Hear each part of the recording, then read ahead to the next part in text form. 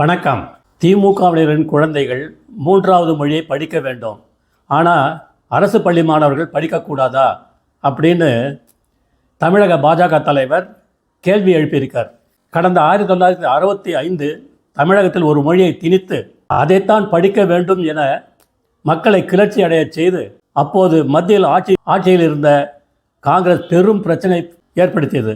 2019 மே மாதம் புதிய கல்விக் கொள்கை சமர்ப்பிக்கப்பட்டது. அதில் இந்தியாவில் உள்ள அனைவரும் 3 மொழி கற்க வேண்டும் என தெரிவிக்கப்பட்டது.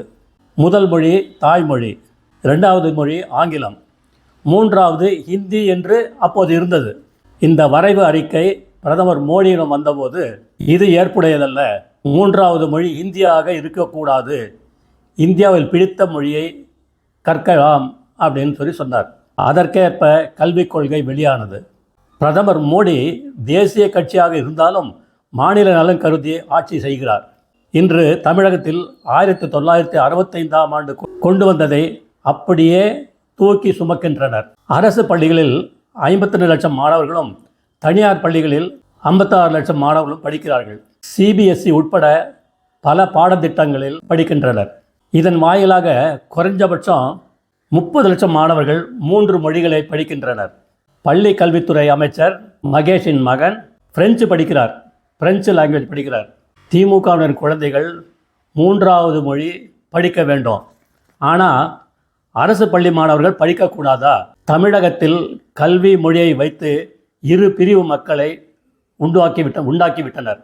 ஒரு தரப்பு மேலே செல்கிறது. கல்வி தகுதி குறைவாக உள்ளவர்கள் கூலி வேலை, தோட்ட வேலை, தூய்மை பணியாளர்களாக வேலை செய்ய வேண்டும்.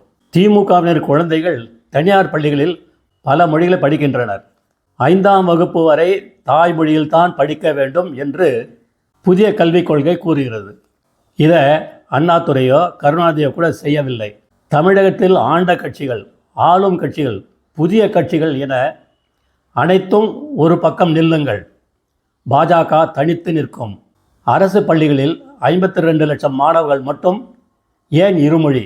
பழனிசாமி, விஜய் உட்பட அனைத்து கட்சி தலைவர்கள் மனசை தொட்டு தங்கள் குழந்தைகள் எங்கு படிக்கின்றனர் என்று வெள்ளை அறிக்கை வெளியிடுங்கள்.